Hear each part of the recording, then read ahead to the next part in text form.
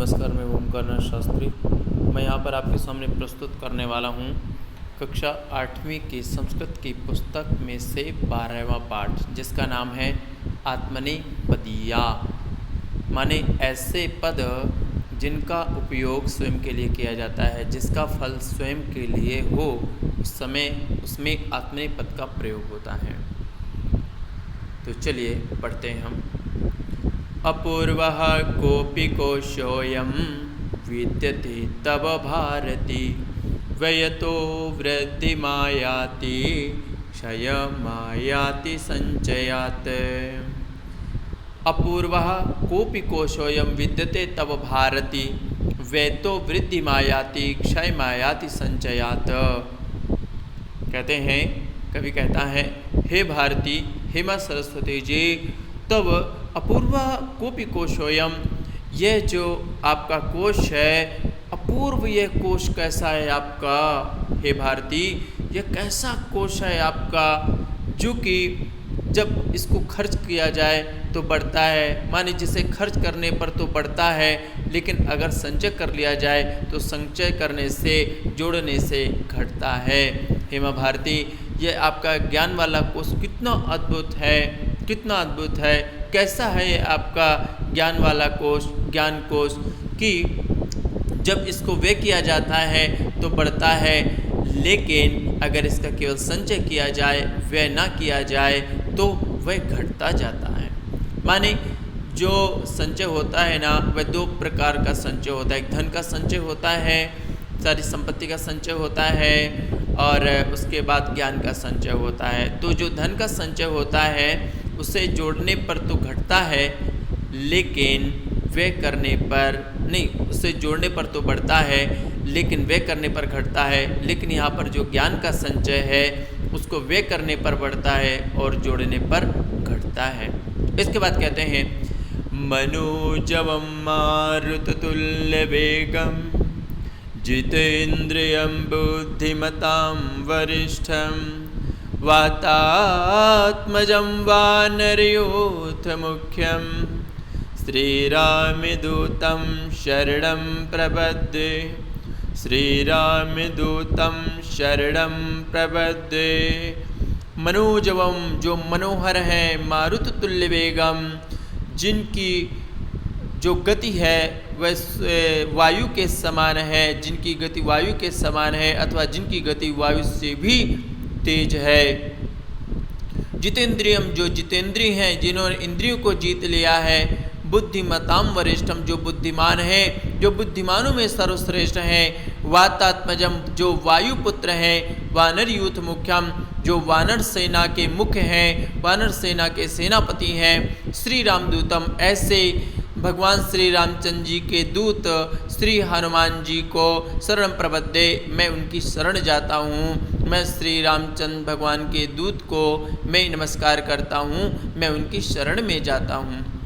उसके बाद कहते हैं, कुसुमं वर्ण संपन्नम गंधहीनम न शोभते, न शोभते क्रियाहीनम मधुरम वचनम तथा। कहते हैं, जो सुंदरता है वह दो तरीके से होती है। किस तरीके से? एक तो संसार में सुंदरता होती है, और दूसरी सुंदरता हमारी अपनी वाणी में होती है। लेकिन सुंदरता कब उभर कर सामने आती है? इसको कहते हैं, कुसुमम वर्ण संपन्नम गंधहीनम न शोभते। कुसुमम वर्ण संपन्नम, जो पुष्प होता है वह यद्यपि रंग युक्त होता है, लेकिन अगर कोई पुष्प रंग युक्त भी हो, लेकिन अगर उसमें सुगंध ना हो तो न शोभते, वह अच्छा नहीं लगता है, सुशोभित नहीं होता है। न शोभते क्रियाहीनम मधुरम वचनम तथा। और उसी प्रकार व्यक्ति जो मधुर वचन बोलता है, जो मधुर वचन का उपदेश देता है, वह तब तक अच्छा नहीं लगता है जब तक वह मधुर वचन को अपने क्रिया में नहीं लाता है, जब तक वह मधुर वचनों का अपने मुख से उपयोग नहीं करता है, उसका प्रयोग नहीं करता है। माने जब स्वयं वह मधुर वचन नहीं बोलता है तो उसके मधुर वचन देने का कोई लाभ नहीं होता है। इसके बाद कहते हैं, सतेषु जायते शूरः सहस्रेषु च पंडितः, वक्ता 10 सहस्रेषु दाता भवति वा नवा। सतेषु जयते शूराः, कहते हैं जब 100 लोग उत्पन्न होते हैं तो 100 में से कोई एक शूरवीर पैदा होता है, पराक्रमी पैदा होता है। लेकिन जब सहस्रेषु च पंडिताः, लेकिन जब 1000 लोग पैदा होते हैं तो उन हजारों में से कोई एक व्यक्ति पंडित होता है। वक्ता 10 सहस्रेषु, और जब कोई 10,000 लोग पैदा होते हैं तो उनमें कोई वक्ता पैदा होता है। माने पंडित का मतलब ज्ञानी होता है और वक्ता का अर्थ होता है प्रवचन करने वाला, उपदेश देने वाला।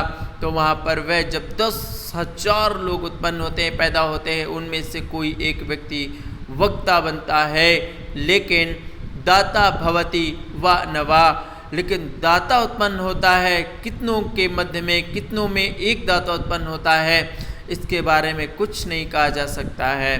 क्योंकि दान करने में कुछ लगता है, अपना कुछ जाता है, इसलिए उपदेश देना तो आसान है, लेकिन दान पुण्य करना बहुत बड़ी बात है। इस चीज़ को इस श्लोक के माध्यम से दिखाया गया है। अब आगे कहते हैं, लोभाविष्टो नरो वित्तम वीक्षते न तु संकटम दुग्धम पश्यति मार्जारः न तथा लघुडाहते। कहते हैं नरः वित्तम लोभाविष्टा वीक्षते, मनुष्य जो है ना लोभ के वशीभूत करके पैसे को तो देखता है, लेकिन न तो संकटम, संकट को नहीं देखता है। दुग्धम पश्यति मार जा रहा, दुग्धम पश्यति मार जा रहा न तथा लघुडाहते। उसी प्रकार जैसे दूध को देखते ही बिल्ली तो दूध को देखती है, बिल्ली जो है वह दुग्ध को तो देखती है, लेकिन वहाँ पर लघुडाहते लठ की मार को नहीं देखती है, वह लकड़ी की मार को नहीं देखती है। माने लोभ के वशीभूत होकर के संकट को तो देखना चाहिए। जो लोभ के वशीभूत होकर संकट को नहीं देखते हैं वे हमेशा विपत्ति में पड़े रहते हैं, हमेशा संकट में पड़े रहते हैं। इसके बाद कहते हैं, अपारे काव्य संसारे कविरे प्रजापति यथास्मै रोचते विश्वम तथा वे परिवर्तते। कहते हैं अपार काव्य संसार है, ये जो संसार है ना दो प्रकार से है, एक तो ब्रह्मा ने रचा है और दूसरा कवि ने रचा है। कहते हैं इस अपार काव्य संसार में, काव्य माने कविता, यहाँ पर बहुत सारे कवि हुए हैं जिन्होंने काव्य की रचना की है। तो कहते हैं इस अपार काव्य संसार में, कृत रूपी संसार में कवि एक प्रजापति, कवि ही एकमात्र ब्रह्मा है। यथास्मै रोचते विश्वम, वह जैसा चाहे वैसा विश्व को परिभाषित कर सकता है, बना सकता है, अपने अनुसार वह परिवर्तित कर सकता है। जिस प्रकार ब्रह्मा अपनी इच्छा से संसार में परिवर्तन करते हैं, उसी प्रकार कवि भी अपनी इच्छा के अनुसार ही काव्य में परिवर्तन करता रहता है।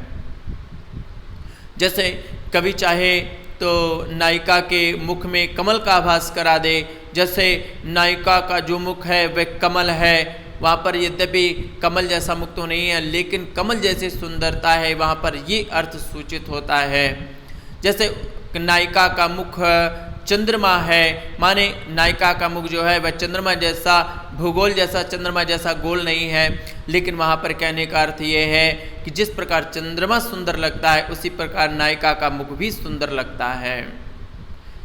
तो यहाँ पर ये दिखाया गया कि कवि और ब्रह्मा जो हैं वह एक जैसे ही होते हैं। कवि अपने काव्य में ब्रह्मा है और ब्रह्मा जो है अपने संसार में ब्रह्मा होते हैं। इसके बाद कहते हैं वनस्पतिरपक्वानि फलानि प्रचनोति यः विन्दते न रसं तेभ्यः बीजं चापि विनश्यते। कहते हैं विनश्यति विनाश कर देता है, रसः रसम बीजम, रस को और बीज को विनाश कर देता है। कौन?